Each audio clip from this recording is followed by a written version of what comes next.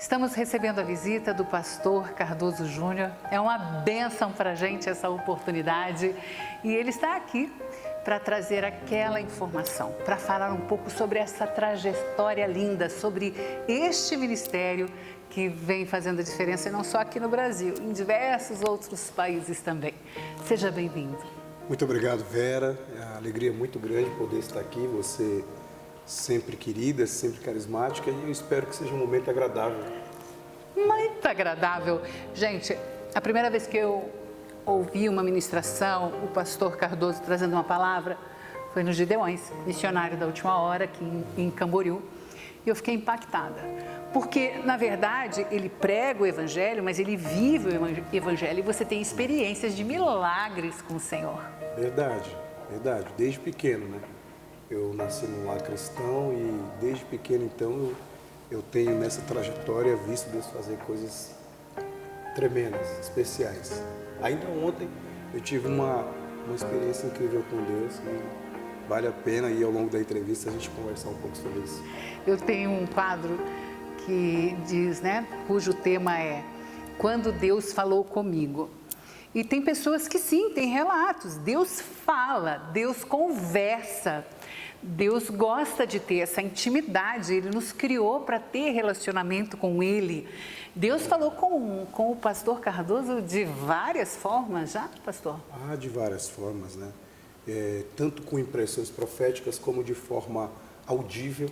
Olha. Há uma experiência na Bíblia, no livro de 1 Samuel, no capítulo 1, quando Samuel corre para Eli, que era sumo sacerdote há 40 anos em Israel, e quando o sacerdote percebe que o menino estava nesse afã para atender a convocação, pela terceira vez ele fala assim, olha, se a voz falar contigo outra vez, responda, fala que o teu servo ouve. Então, eu já tive a oportunidade de ouvir a voz de Deus me direcionando e, como você falou, Deus ele trabalha de uma forma multifacetada, ele não é limitado, né? Então, Deus pode falar de várias formas e hoje, é claro, você pega Hebreus capítulo 1, vai dizer que outrora falava a Deus de várias maneiras. Hoje fala através do Filho, ao qual constitui o herdeiro de todas as coisas. A expressão filho ali está se referindo à própria palavra. A palavra ainda é o maior meio de comunicação de Deus, né, com os seres humanos. Todavia, nós sabemos que há manifestações, há dons que estão em atuação. Eu, por exemplo, defendo uma linha teológica de continuismo. Eu sou continuista, que é o inverso do cessacionista. Os cessacionistas são aqueles que não acreditam na vigência dos dons espirituais para os nossos dias. Eu ainda acredito. Eu sou um teólogo pentecostal e eu acredito. Sou continuista. Família já nasceu, então, no berço cristão. Mas teve umas experiências muito cedo, muito jovem, muito novo. Aliás, o pastor já nasceu com um certo problema de saúde, não foi? Sim, sim. Os milagres começaram desde cedo, gente. Eu costumo dizer que a primeira alma que eu ganhei para Jesus foi minha mãe, né? Minha mãe estava grávida de mim quando voltou para Cristo e durante 8 anos minha mãe não podia gerar. Ela com métodos anticonceptivos, ficou sem gerar, teve uma gravidez muito complicada. Meu pai, à época, era um homem muito violento, né? Descontrolado mesmo, devido à cultura que ele foi submetido logo cedo. Enfim, nada justifica aquele cenário de violência extrema que minha mãe viveu, mas ele fez de tudo para que eu fosse abortado, né? Porque o diabo é assim, quando ele percebe que existe um projeto de Deus em andamento, ele vai tentar paralisar esse projeto. Mas projeto de Deus ninguém paralisa. Amém. Né? E aí eu fui ali na concepção muito atacado desde cedo. Hoje eu sou psicanalista, você sabe que a psicanálise ensina, e a psiquiatria também estuda, que no mundo fetal, naquele ambiente, o feto já é afetado, ele já ouve, né, o mundo externo. E tanto que hoje a gente aconselhamos as mães para conversar com o seu feto, com o seu bebê. De modo que eu passei, esse período de gestação da minha mãe foi muito traumático. Para ela, claro, eu não tinha o uso da consciência, mas quando nasci, percebeu-se que eu tinha um problema na minha perna esquerda, 4,5 centímetros de diferença de uma perna para a outra. E minha coordenação motora foi afetada, a minha perna direita, então, meu cérebro não entendia que ela tinha livre acesso para se movimentar, e eu fiquei paralisado por muito tempo, até que minha mãe fez um voto a Deus, que se eu andasse, ela me entregaria para fazer a obra dele. E aí Deus operou um milagre extraordinário, me levantou, e eu já vou abrir aqui um adendo para profetizar que eu não posso esperar. Deus manda dizer para alguém que vai ouvir essa entrevista, que está paralisado na tua vida vai começar a andar. Porque Deus é Deus de projetos. E de projetos que talvez você olhe para Deus e fale assim, Senhor, eu quero isso aqui. De repente não está dando certo, porque o que Deus tem para você é algo muito maior. Então, Deus tinha um projeto na minha vida.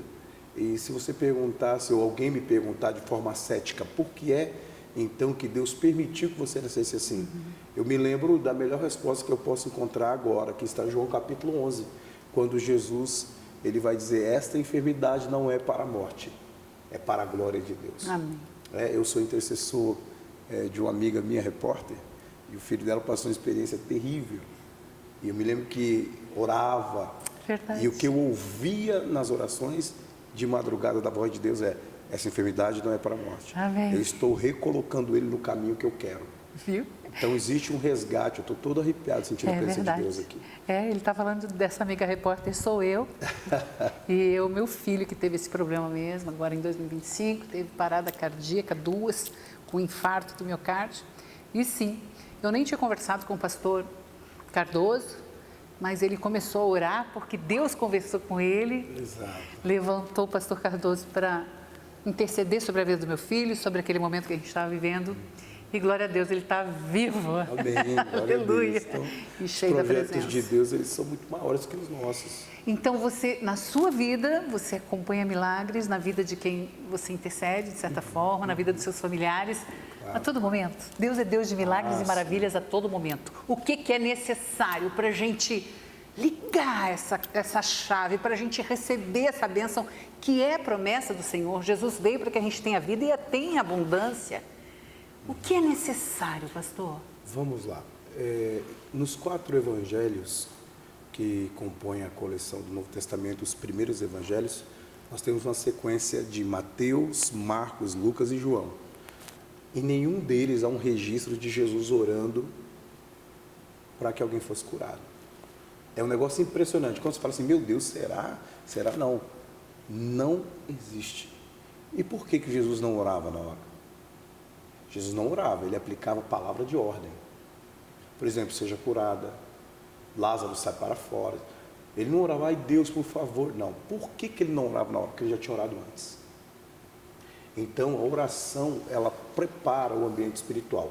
E você estava falando como se fosse um movimento de uma chave, de uma virada de chave. O que Deus quer que a gente entenda é que nós temos a palavra da vitória liberada e nós temos o que usar essa ferramenta que Deus nos deu. Palavras de comando. Palavra de comando. Exato, palavra de comando. Se você for para fora desse mundo teológico, eles vão dizer que são palavras positivistas, outros vão dizer que são... tinha um livro que circulou, acho que na década do ano 2000, sobre a chave, né, falando do poder da palavra. Tem crente que ignora isso, mas o poder da palavra é tão real que Deus, para criar o mundo, não usou as mãos. Verdade. Ele usou o quê? A palavra. Como é que eu sou filho de um pai que me mostrou a ferramenta que ele utilizou e eu não uso a ferramenta que ele utilizou? Se o Espírito de Deus está em mim, eu tenho o direito de usar a inteligência que Deus me deu e a palavra que Ele me deu. A palavra foi me dada. A palavra foi nos dada. Então, muita gente é refém de uma mística. Eu tenho que orar 10 horas. Não. Você tem que fazer a sua oração funcionar. É diferente. Então, qual que é a diferença? A palavra de ordem. Jesus, às vezes, passava uma noite inteira orando, para não precisar, na hora de orar. Ele chegava lá e ordenava. Então, essa palavra de ordem, sai dele, cala-te, sai para fora, seja curado conforme a tua fé. Você não vê Jesus suplicando, por favor, Deus, cure essa pessoa. Não. Então, a chave, a virada de chave é a palavra de ordem. Eu acho que a palavra rema para essa tarde é isso. Deus quer que você entenda que há um poder criativo em você. Então, libere essa palavra. Pare de choramingar, por exemplo, dizer, não nasci para dar certo, não nasci para ser feliz com alguém. Eu acho que as experiências que eu tive me mortificaram.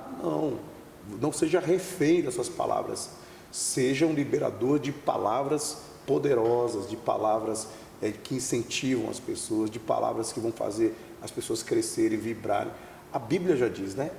A língua do justo é medicina. Já pensou? Por isso que tem muito em seu efeito a oração de um justo também. Exato. A língua de um justo é medicina. Vou te dar um exemplo. Jesus um dia estava descendo do monte, passou a noite inteira orando. Quando ele chega no pé do monte, tinha um homem acometido do Mycobacterium leprae, que nós chamamos de lepra, né? Bacilo de Hansen. Ele estava completamente tomado pela lepra e o respeito dele com Jesus é comovente. Ele não fala assim, Jesus, tu tem que me curar, eu sou crente, não. Jesus, eu sou do partido dos fariseus, dos saduceus, nada disso. Senhor, eu dou tanto de dinheiro lá na sinagoga, não. Ele respeitava tanto o Senhor, que ele falou assim, Senhor, se tu quiseres, podes purificar-me. E Jesus não orou por ele. Jesus falou, quero, fica limpo. Extraordinário. Ai, é lindo. Meu Deus, estou sentindo a presença de Deus. É lindo. Deus é maravilhoso. E Paulo vai corroborar isso e vai dizer assim, porque dele é o querer e o efetuar. Porque uma coisa é a Vera querer, é o Cardoso Júnior querer, é o Heitor querer, não é? Mas nem sempre dentro do nosso querer, né, esse universo semântico do querer, do desejar, eu quero, tu queres, ele quer, a gente consegue. Mas Deus, nada pode frustrar um plano dele. Quando ele quer... Faz. Está feito. Está feito. Gente, é lindo demais. E é assim, poderoso o nosso Deus. E a gente tem que crer. A gente tem que conhecer a palavra, se a minha palavra estiver em ti, né? Em vós. Em vós. Vocês vão pedir tudo em meu nome. E vos será feito. Então, nós temos que crer. A questão é que muitas vezes a gente duvida. Mas eu vejo que isso é também comum ao ser humano devido à condição do medo. Eu sei nessa fase que eu passei tão difícil, o hospital, luta pela vida, você ouvindo e humanamente falando, você vendo a dificuldade. Nós vimos quantas pessoas, gente, estão morrendo sim com problemas, jovens morrendo com infarto, com mal súbito que dizem, com parada cardíaca. Então, você vê a sua volta, a questão é feia, é triste, é perigosa. Você ouve de médicos a questão da dificuldade, do problema sério que é de saúde. Então, humanamente falando, é isso mesmo. Então, a gente tem que crer e tem que superar esse medo. Não necessariamente superar. O medo é inerente à condição humana. É difícil, eu sei porque eu senti muito medo. Aliás, o medo nos protege. Imagine que se você não tivesse medo de andar, por exemplo, numa cobertura dessa, onde a gente está gravando aqui no estúdio, para quem não conhece o ambiente... Maravilhoso. É um lugar bonito. 28º andar. Mas o medo protege ou não, se você olhar por esse prisma? Protege, porque se uma pessoa é tão destemida sem medo algum, eu, por exemplo, verdade, eu vou confessar que uma paura é medo em italiano. Isso. É um medo que eu tenho. Eu tenho uma vontade imensa de experienciar um salto de paraquedas, mas não tenho coragem. O medo está te guardando, mas de certa forma. O medo é protetor, concorda comigo? Entendo. Então, ele não é de todo mal. Então, o problema não é sentir medo. Não, o medo é inerente à natureza humana. Agora, o seu medo, ele não pode estar no mesmo nível da sua fé. Se você tiver 51% de fé e 49% de medo, a sua fé ela triunfou. Então, o medo apaga a fé. Repete isso comigo. Graças a Deus. O medo apaga a fé. Apaga a fé. Mas a fé apaga o medo. Apaga o medo. Acabou. A fé apaga o medo. Porque é o seguinte, apesar do teu medo, na situação que você viveu, apesar do meu medo, eu consegui ter fé que Deus, Ele mudaria o meu estado. Você mesmo com medo acreditou. Peraí, quem luta por mim é mais forte Deus. Que o médico, é mais experiente que o melhor cara. Olha, se fosse o Adib Jatene, que foi talvez o cardiologista talvez mais famoso, doutor Enéas Carneiro, que todo mundo só vê o lado político, mas ele era professor dos médicos de enfermagem. Né? Um monstro. Então, assim, Gente, se fossem eles, você talvez estivesse tão seguro, não, o melhor médico está lá. Quanto a gente tem acesso ao melhor médico e não tem acesso à cura? E não tem a vitória, é verdade. E tem gente que não tem acesso a médico, mas tem acesso ao médico dos médicos. É porque ele provê, ele cuida, ele cura, ele liberta, Exato. ele socorre, ele é bem presente na hora da angústia, é isso mesmo. Jairo não teve medo? Muito. Jairo teve medo, Muito a filha medo. dele estava morrendo. Só que Jesus falou, Jairo, não temas, crê somente. Crê somente. É difícil naquele cenário ele não ter medo, né? Uma filha de 12 anos, era a filha única dele, mas ele conseguiu ter 51% de fé contra 49% de medo. É, gente, a palavra do Senhor, ela é viva e ela edifica mesmo. E a gente precisa, porque todos nós ganhamos uma medida de fé, todos nós. Tem gente que está com ela muito aquém do que nasceu, inclusive, porque Deus, Ele nos deu. A gente tem que buscar fortalecer e pedir, inclusive, em oração, né, Com pastor? certeza, com certeza.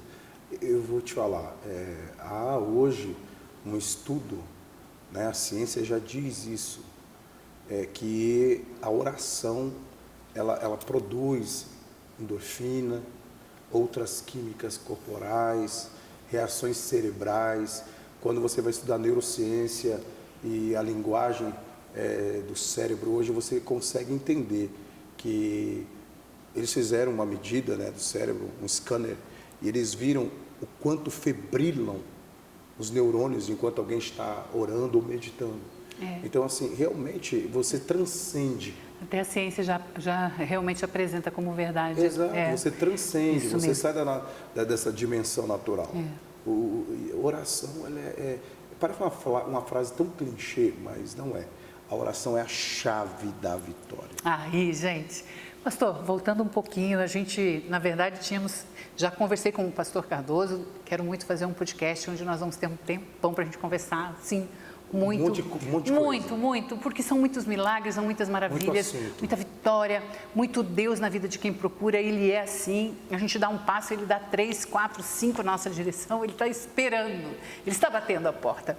Mas, pastor, vamos lá, então você muito novinho, você tinha 4 centímetros, nasceu com 4,5 centímetros a menos uma perna da outra. Hoje você caminha, a gente vê que não. Tanto é que quando o pastor Cardoso, a primeira vez, nos Gideões, que ele fez toda a pregação e no final ele contou esse milagre, gente, ficou impactada, porque ele andou, ele correu, ele pulou, nenhuma diferença se via na perna, em nenhum momento. Ali foi um dos primeiros e grande milagre. E a partir dali você nunca se afastou? Não. Sempre grudado no Senhor? Sempre grudado, assim. Isso não aconteceu com todos os meus irmãos. Tá, Tem vocês são em meus que, quantos? por exemplo, mamãe teve 12 filhos. 12? Vivos são 10. São 10? São 10 ou 9 vivos? São 10 vivos, eu acho. Isso. Então, assim, nem todos permaneceram, nem todos quiseram. Vai muito da escolha. E isso Tem vale gente- para você e para mim, e para todos nós aqui na sala. Tem gente que pode nascer num ambiente inóspito, de uma família desregular diante da sociedade e se tornar uma pessoa. Você tem que decidir por Jesus. Né? Decidir por Jesus. Decidir por Jesus. E o que é decidir por Jesus, pastor? É romper com o mundo, é romper. É porque Jesus ele não engana ninguém. Não tem meio termo esse negócio de. Não, eu sou de Cristo, mas ali eu vou. Não. Ele falou: quem Não é a minha quiser- vontade, é a dele. Quem quiser vir após mim, negue-se a si mesmo. Pega a sua cruz. Tome a sua cruz e siga-me. Então, assim, desde novo, eu não tinha consciência do meu chamado, mas eu sempre amei as coisas de Deus. Eu sempre fui o menino da família, assim, tirava foto da família toda. Eu sempre estava lá no meu quarto lendo um livrinho da Amém. Bíblia, assistindo, Que lindo, né? assistindo Desde pequeno. Discovery Channel, Animal Planet. Essas são as coisas que eu sempre mais recluso, mais quietinho. Então, na minha adolescência, é claro, todo mundo tem fases, né? Mas assim, fala assim, não, vou me desviar, vou para o mundo, vou para Nunca. balada. Não. Sempre criou muito. Nunca bebi álcool. Já tomei vinho, claro, experimentando, até porque morei em Portugal, é da cultura, mas não assim, de forma sistemática, ou quanto mais, não. Eu provei o vinho. Agora, eu nunca fui dependente de álcool, de qualquer tipo de drogas, cigarro, nada disso. Não tem como. Não, vivi para Deus. Para viver com o Senhor, Deus tem princípios, não é como nós, que tudo a gente dá um jeitinho e tudo bem, meu filhinho. Não. Deus é amor, mas justiça também. É justiça. E os princípios têm que estar... É assim, você quer muito de Deus, você tem que dar muito para Deus, né? Tá. É isso. Quanto mais você dá para ele, mais dele você recebe. Só que isso aí é tão pesado, porque quanto mais dele você recebe, mais você será cobrado. Então, por exemplo, tem uma parábola que ilustra muito isso, eu vou bem rapidinho aqui. Um senhor, ele deixou um talento com um, 3 talentos com outro, 5 talentos com outro. Por exemplo, e o que aconteceu? Aconteceu que o senhor voltou e foi cobrar que esses talentos tivessem sido multiplicados, mas um camarada enterrou um, o outro multiplicou 3, o outro de 5 fez 10, e na cobrança ele falou, olha, eu te dei tanto e você não multiplicou. Então, a pessoa tem que aproveitar os seus dons naturais e se colocar na mão de Deus para fazer a diferença e deixar um legado. É isso. Esse é o caminho. Eu estou correndo por um legado. Eu sei que minha recompensa não é aqui. E outra coisa, eu nasci para fazer o que eu faço. Pastor, eu estava conversando esses dias não, com tudo que a gente está vivendo e está vendo no mundo. Não tem como viver sem Jesus. Já está difícil, o mundo vive em aflição. No mundo tereis aflição. O mundo jaz no maligno. O que nós estamos vendo hoje no mundo é algo muito difícil. Sem Jesus não dá. Impossível. E como é que você vê hoje? Como é que você vê no geral, pastor?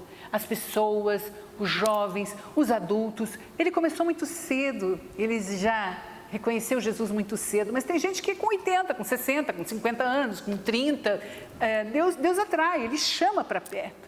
E em todo momento, enquanto a gente está vivo, é possível a gente ser cheio do Espírito Santo, quando a gente reconhece o Senhor. E como você vê hoje, existe essa procura pelo caminhar que você tem, não só no Brasil, como também no exterior, nas igrejas, nos lugares que você ministra a palavra?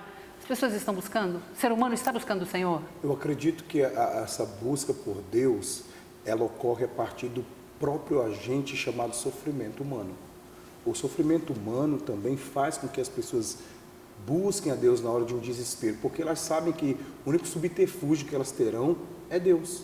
Exemplo, um repórter muito famoso aqui do Brasil, que é uma referência no jornalismo, Boechat, e ele era abertamente ateu, declaradamente ateu, perseguidor da igreja, mas na hora que o helicóptero caiu, que recuperaram as gravações, a primeira pessoa que ele gritou não foi pela mãe dele, nem pela esposa. É claro que eu digo isso com muito respeito, póstumo. Sim, né? Mas em primeiro lugar, Deus. Por que ele gritou, ai meu Deus, se ele era ateu? E ele era um ateu inteligente, convicto.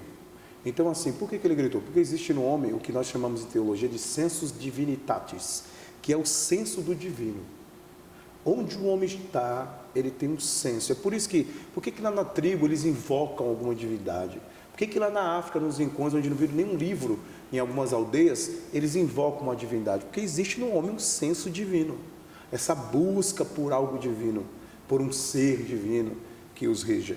Então, talvez hoje, a busca humana é produto do sofrimento humano, a busca por Deus. Por quê? Você há de ouvir comigo. Existe na estatística, com certeza, um aumento da demografia de cristãos ao redor do mundo depois ou pós período da pandemia. Por quê? A mortandade que houve no mundo, o sofrimento, o medo, entendeu? Faz com que as pessoas buscaram. Não é à toa, então. Esse negócio de, por exemplo, a gente que vai na igreja sabe, aquela frase, eu vim pela dor. Se não vem pelo amor, vem pela dor. Assim. Mas a maioria vem pela dor mesmo. A maioria, eu digo 90%. Então, se está sofrendo e não buscou o Senhor ainda, está perdendo tempo. Vai ficar sofrendo mais. E outra coisa, ele mesmo falou, ele quer essas pessoas, porque ele disse, vinde após mim, não é?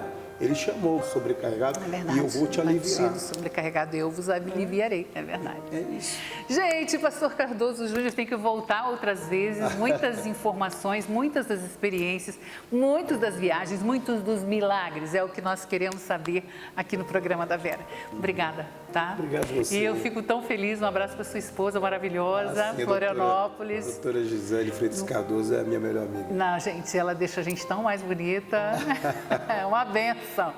Obrigada, pastor. Obrigado você. Prazer vê-lo. Amém. Muito obrigada. Bela palavra. E eu agradeço as suas orações e continue, por favor. Sim, muito certeza. necessitamos das suas orações. Certeza. Amém. Certeza. É isso, gente. Você pode e deve seguir o Pastor Cardoso Júnior nas redes sociais. Ele está sempre à disposição, sempre tem uma palavra de fé, uma palavra de vitória, uma palavra de carinho, uma palavra que vem de Deus. E a palavra de Deus, ela é pura, verdadeira e eficaz. Obrigada. Até uma próxima oportunidade. É isso.